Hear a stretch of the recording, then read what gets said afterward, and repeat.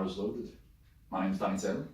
My name is Thomas Regan. We've got Jenni Crimmins with us today. You do indeed. She's about to introduce herself. I was. But she doesn't need any introducing. Before we start, we are making progress with this podcast. We've got merch. If you're watching us, you should be watching and listening at the same time. You'll get to see our animated intro. We're going to try and get this at the start of the podcast anyway. Here it is. Oh, baby. Look at that. I don't think they can see that from there. It's fine. It'll be on the start of the video anyway. Brilliant. Have a look at the Instagram. It's on our Instagram. Instagram.com/Taylors_strength. Give us a follow. How's it going, Jen? First time on the podcast, but not the first time doing something strange with us like this. That's definitely not. It's great to have you on the show. Thank you very much. Great to come on the show. How's life treating you? Treat me quite well. How's lifting in multiple disciplines treating you? It's surprisingly not as difficult as I thought it would be. Jen is the definition of Taylor strength, basically. All pillars of strength combined. You do competitive strongman, Yep. and before that it was competitive powerlifter. Yep. How's that all going? Yeah, it's going really well. You know what, Jen? We need to get you back in for a very special episode. It'd be great to get you back in and talk more purely about the crossover between strongman and powerlifting. Yeah. I think it'll be a very enlightening episode. Oh, there are my show notes. I've actually got show notes today. Last episode with Tess. We had none. Sorry about the chair. I made about 15-20 minutes worth of notes and forgot to press enter. But then it's more natural though. Now in the abyss. It's more natural though when you don't have notes and you just talk and have your own questions. It was good because a lot of the topics and a lot of the things, the points that I wanted to bring up with Tess, they ended up coming up in conversation anyway. Yeah. So it was a win. Thanks for tuning in, guys. Anyway, today we're going to talk about coping mechanisms when injured, whilst injured. So this was inspired by a suggestion from Sarah Jane Riley. Thanks, Sarah. So we're going to discuss different coping. I can't talk. My tongue twisted. I'm having a bit of a funny morning, you know. I think it's because you're here, and whenever you're here, I just like go all funny. I don't know. I just feel all not honest, happily married, but I just like I feel all like giddy, you know. I think, well, for those of you who do not know, I hate saying this because you know when I listen back to the podcast, I say, for those of you who don't know, about 5,000 times. For those of you who had no idea, Jen has been one of our powerlifters, competitive powerlifters, one of my clients, training with us since 2016. Yeah, April 2016, yeah. Good times. Yeah, Definitely. good times indeed. Jen, you've been injured a couple of times. Yes. You've had some catastrophic injuries. I've been injured. Thomas has been injured. I think we can all relate to this episode and this topic with coping mechanisms. So, what is a coping mechanism around injury? It's your way of managing the injury. It's a way to deal with it physiologically and psychologically. The bonus of this episode, you tuning into this episode, is that we do have Thomas with us. He's a sports psychologist, mental conditioning coach at Taylor Strength. So we'll be able to give you some advice on that side of things.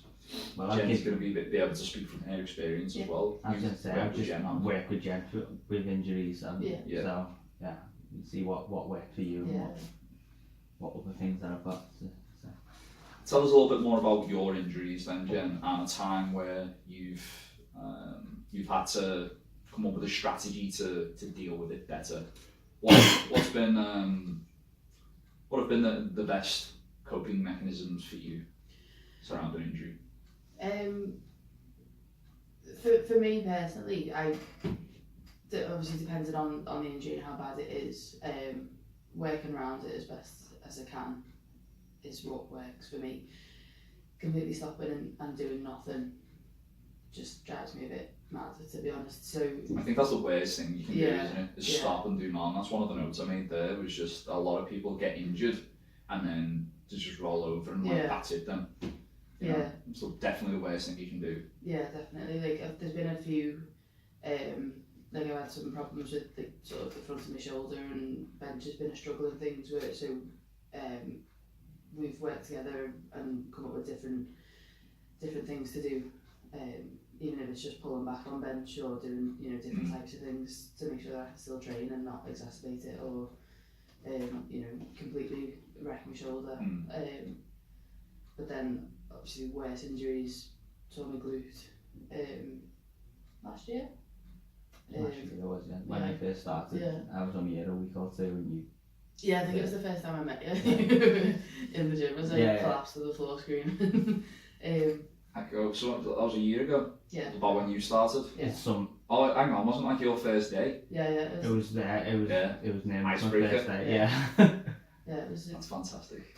It was my first training session back after 2 weeks off, and I think just got into it a bit too quickly and probably didn't warm up enough and everything, and just a bit too excited to be in. Sometimes there's like, there is an underlying reason, isn't there? Like, you know, you've not got the mobility, there's a weakness, or there's, I don't know, a tightness. Sometimes there is no explanation, and it just happens, and that's what happens when you're moving heavy weights. Ultimately, there's always a risk-reward factor. You know, that's interesting. What about you then, Thomas?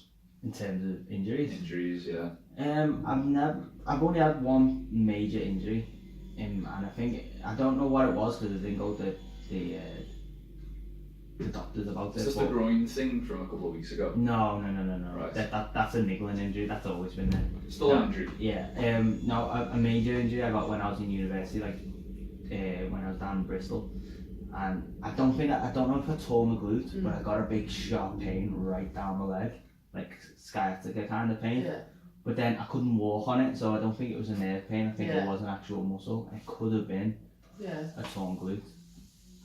But that, and then obviously I get niggling injuries, like my ankles are all, my calves are all. So you're studying at this time?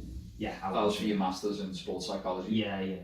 So did you use methods that you'd learned from sports psychology to deal with that, or was it kind of new ground for you? Well, I knew, like, with my undergrad, I knew like certain types of techniques to use, but I didn't really use, like, if I go back now, I'd use different techniques.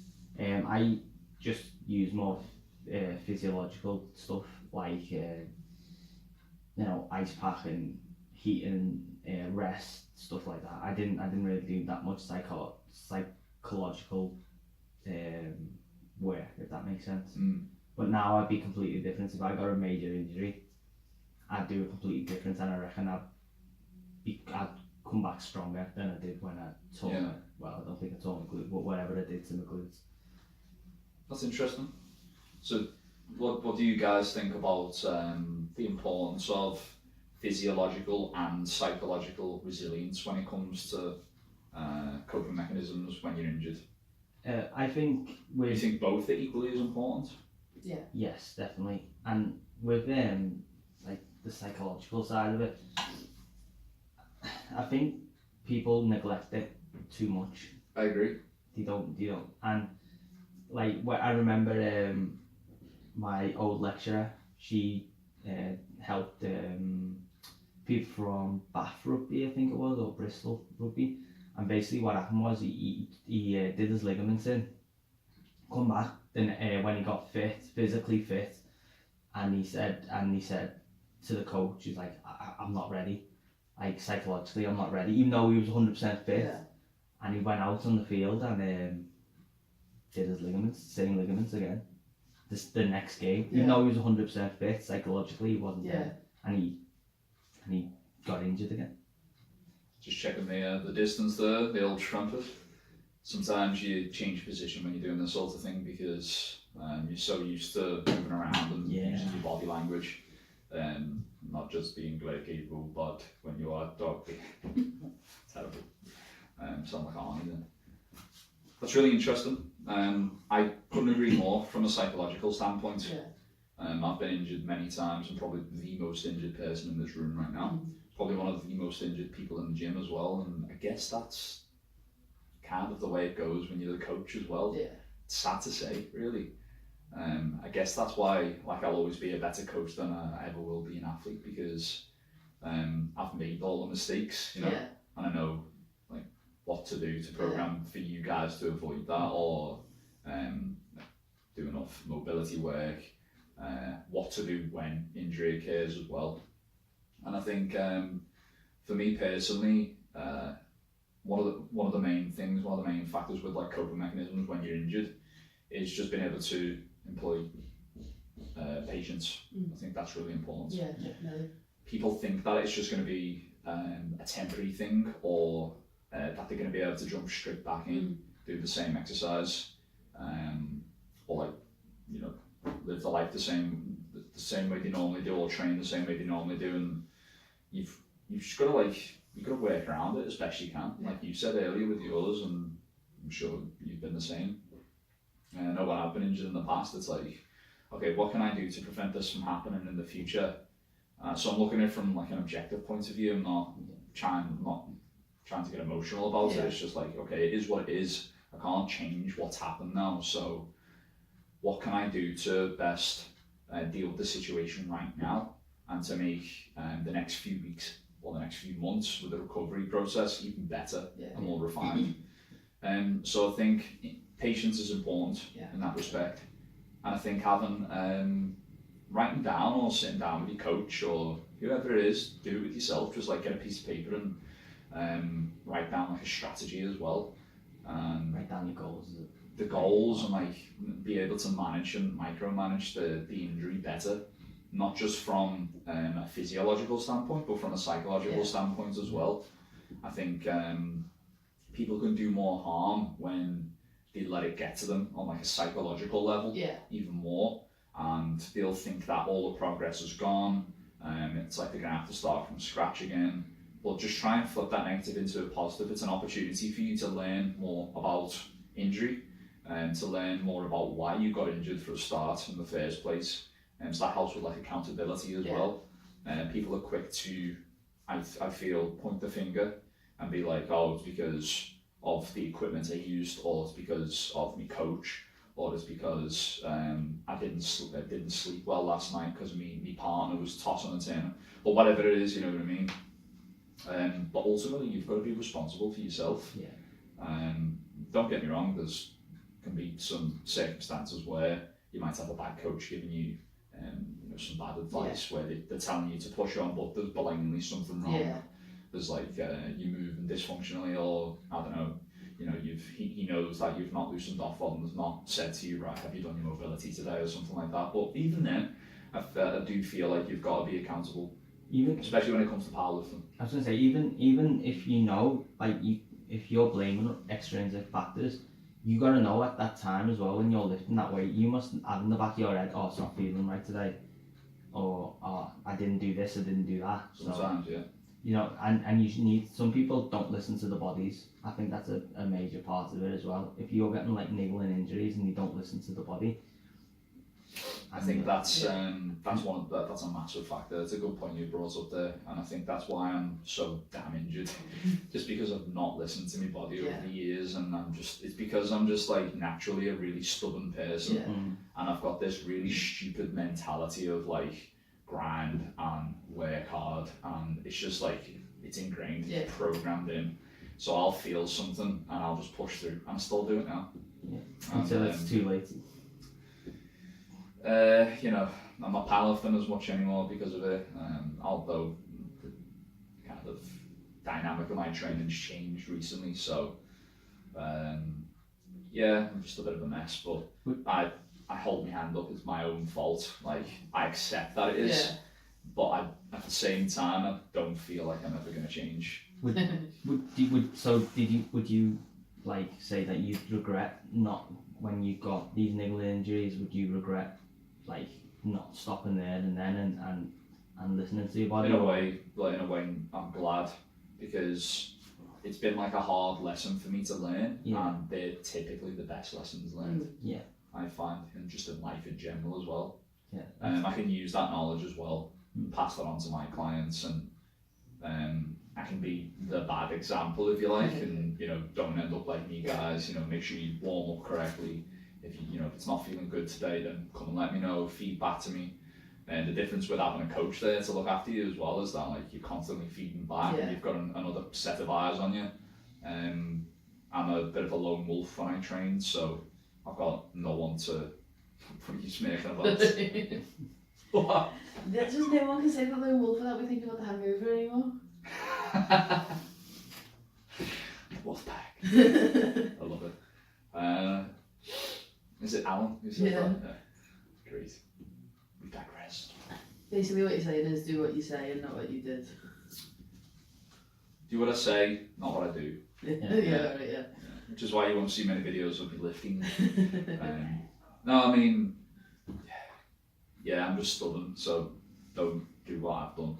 It doesn't work. It's not sustainable long term. But it's hard though, it's hard not to, because we do powerlifting or we do whatever we do because we enjoy it.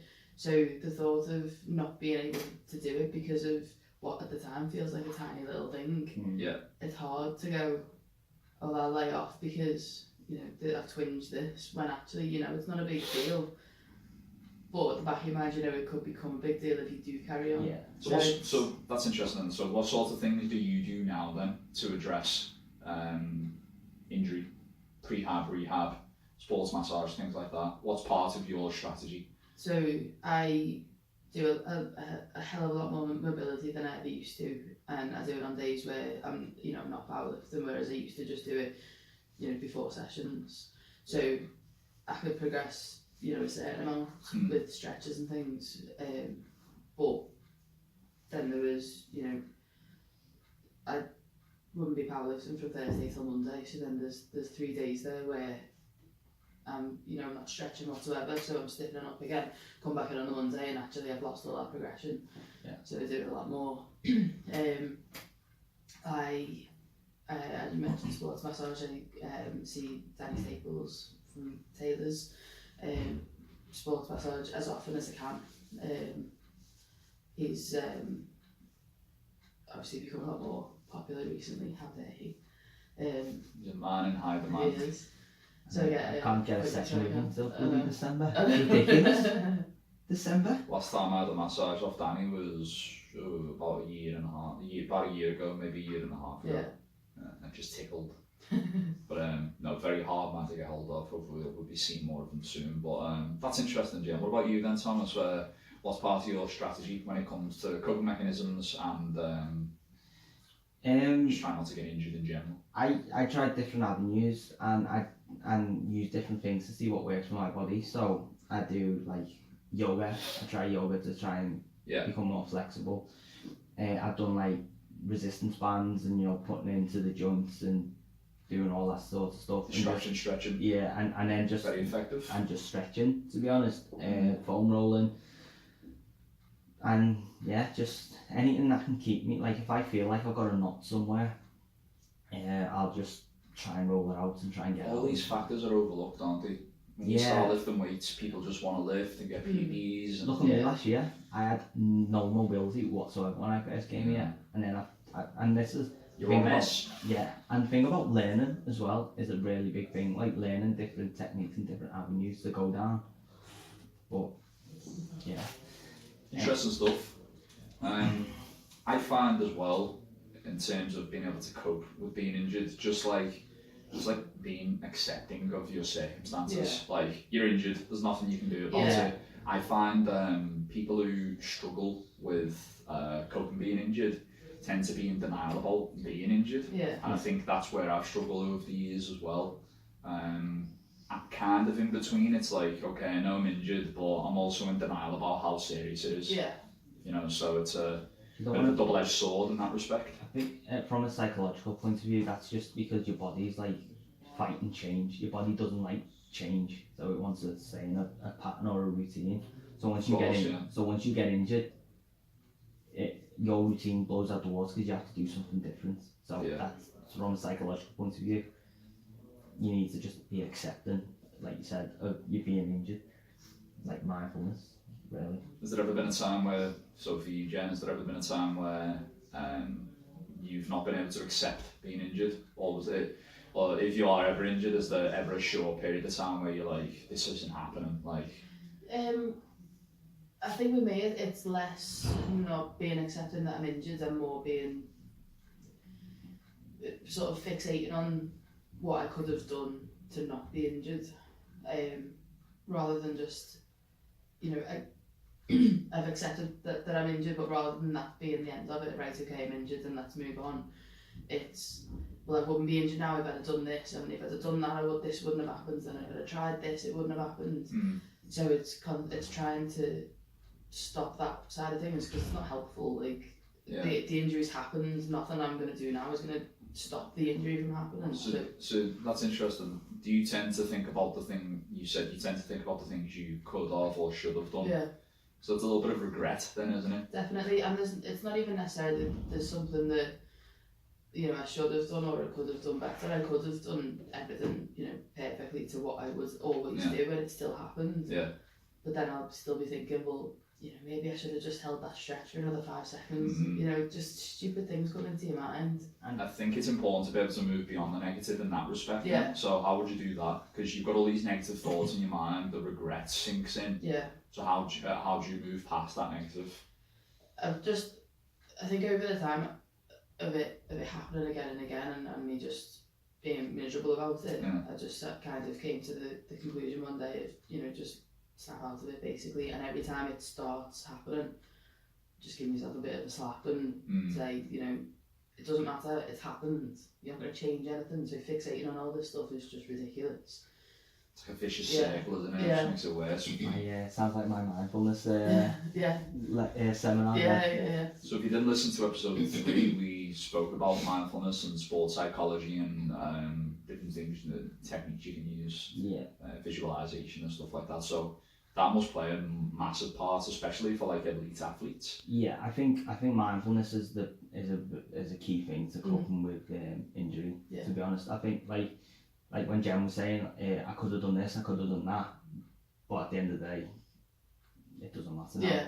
You have to focus on the present moment, and people get anxiety over what they could have done and what they're going to do, but just take it day by day. Yeah.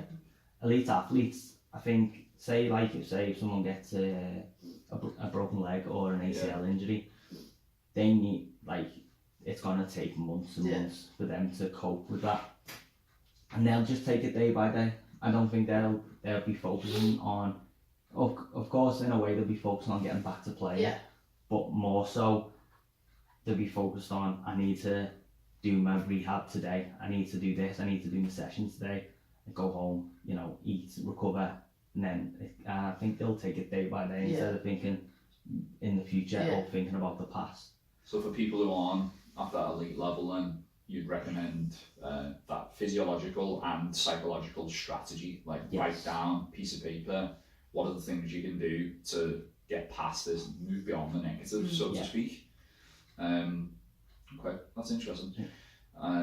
Seeking professional help, you mentioned about sports massage and stuff is important as well.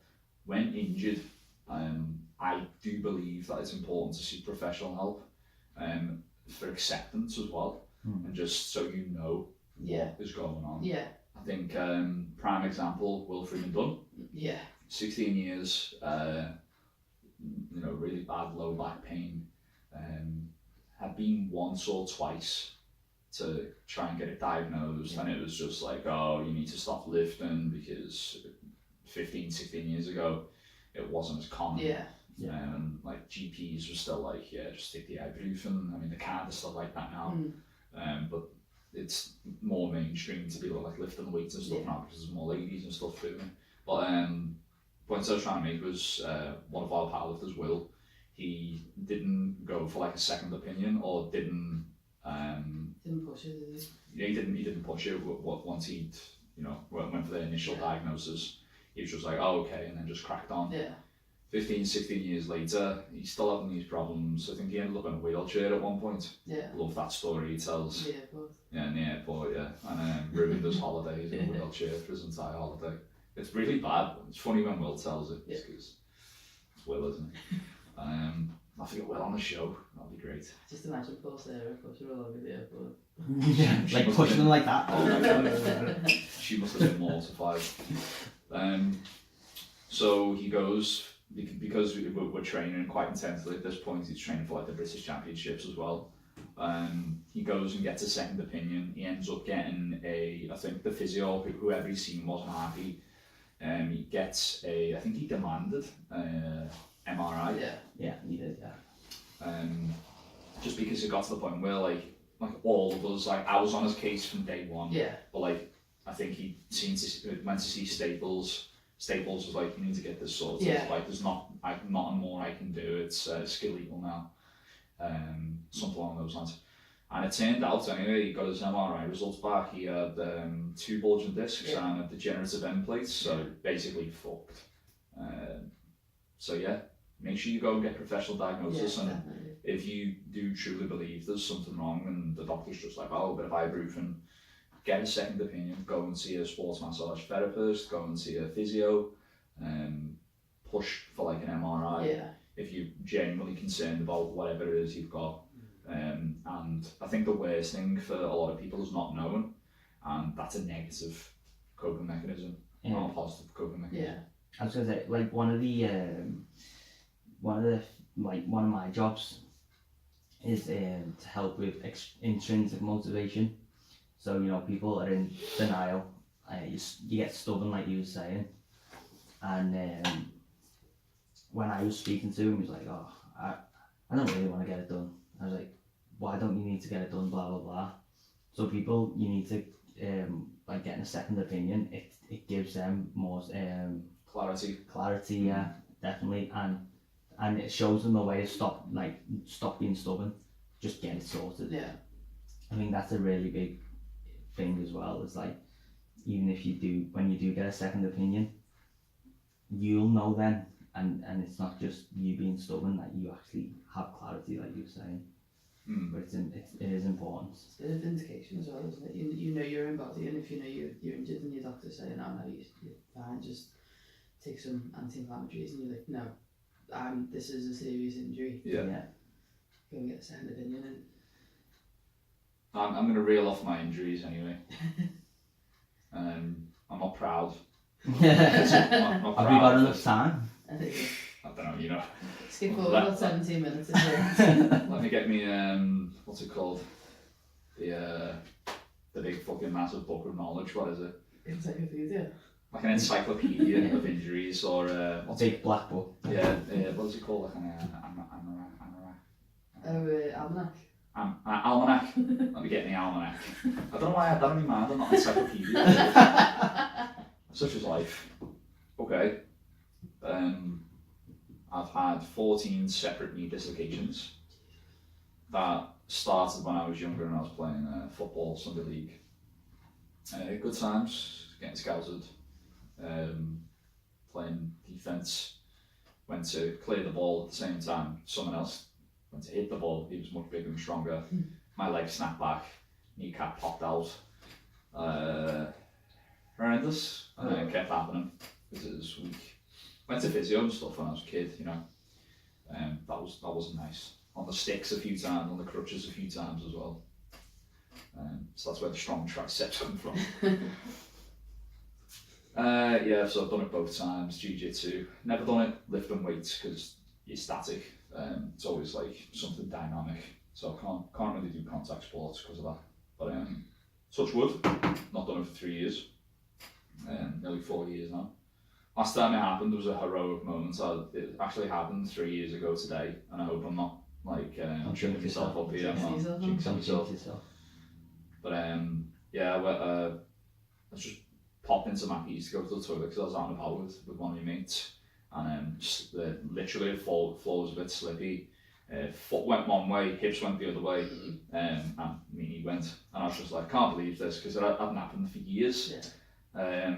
But at this point, I know how to get my knee back in, because I'd seen it happen so many times. So like, this guy come over and I was just stuck. I was just standing there. I was just like, fucking hell, my knee.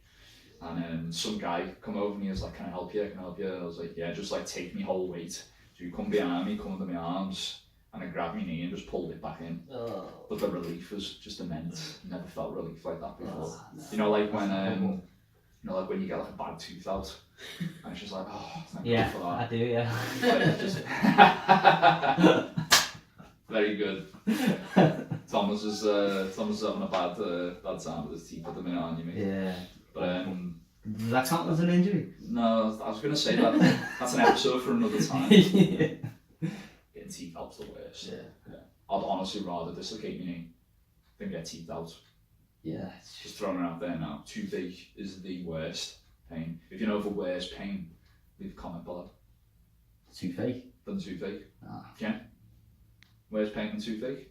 No, genuinely, I had trigeminal neuralgia caused by toothache last year. And Sorry, what? Trigeminal neuralgia, it's nerve pain.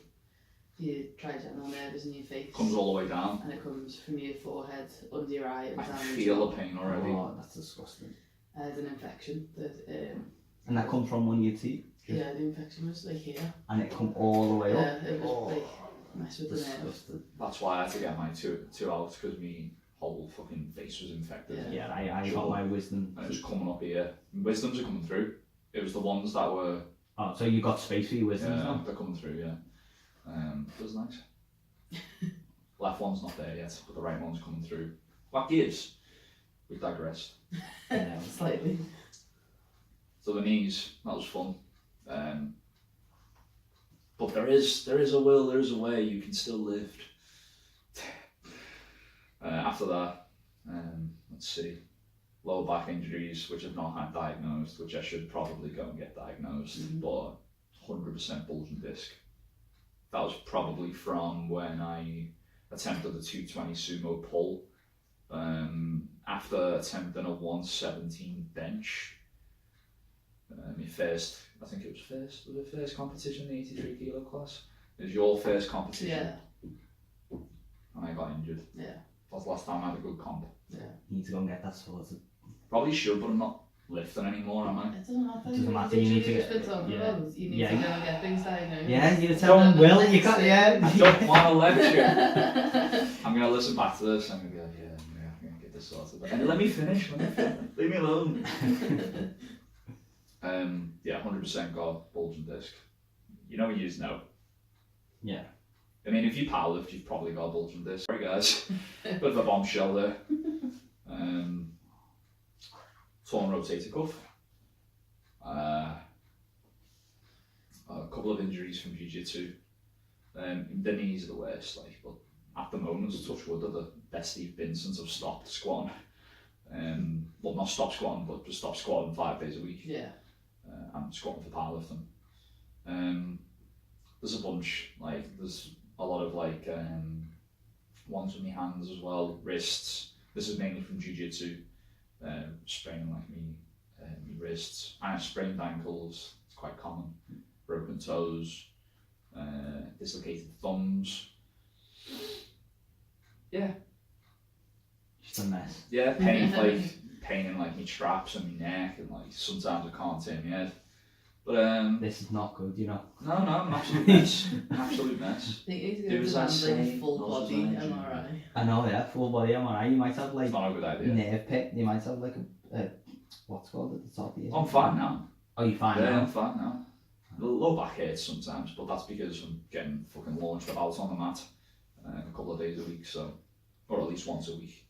I think with as well, you know, when you were saying like you do jiu-jitsu and you do powerlifting, I think they're both very stubborn sports. Like, you know, Jiu-jitsu's not a sport. oh yeah, it's not a sport. I should have knew that from the last episode. The last episode you were on, didn't you say? No, with Staples, with when you Oh, and you Staples, kept reminding yeah. them all the time. Yeah, Staples was like, the sport of jiu-jitsu was like, it's not a sport. And then he said it again like 5 minutes later. Yeah. It's not a sport. But I think Self-defense. with powerlifting especially, and jiu-jitsu, they're both aggressive hobbies. That's a good way to put it down. Like that, yeah. Very aggressive hobbies. So, and then you've been... You don't bode well. No, you don't bode well. But then at the same time, when it happens, like, you know, it's like I'm supposed to get injured. Like, I'm supposed to... Or not supposed to get injured. I'm supposed to have niggles. I'm supposed to... I can power through it because, you know... That's my stubborn mentality, unfortunately. So I know the point you're trying to make. It's like, this is part of the game. And yes, yeah. If you're doing one of these things, or if you're doing contact sports or something, injury is part of it. I do believe that, but you shouldn't. I don't feel like you should have to expect it. Yeah. Constantly. I feel like you should prepare for it, which is why having a strategy for your recovery, having a strategy for what will happen, what's going to happen if you get injured, and just preparing yourself psychologically. I think a lot of people who've never been injured for a long period of time don't prepare for the day that you get injured, and when they do, they lose it completely. So I think if you don't expect it, but just prepare. Yeah, be aware of the fact that it is a very real possibility. Exactly, like it could happen in a split second. One foot misplacing, or you know, I don't know, you switch your focus off for half a second, and like that's it. Yeah. It could be really bad injury. It could be a minor injury, but either way, you should definitely start researching coping mechanisms now. What you can do if you get injured, and what you can do to prevent injury as well. The prehab, the sports massage. Have a strategy for both. I think. Yeah, definitely. I think that's a nice way, unless you guys have any more points to close. Yeah, nice short episode. 36 minutes, 37 minutes. You can keep going if you want. No, we've got another episode to talk. Found a workaround. If you've got a way that you deal with injuries, then let us know in the comments. Please do like, share and subscribe, and tune in for the next episode of The Bar is Loaded. Thanks. Thank you. Thank you.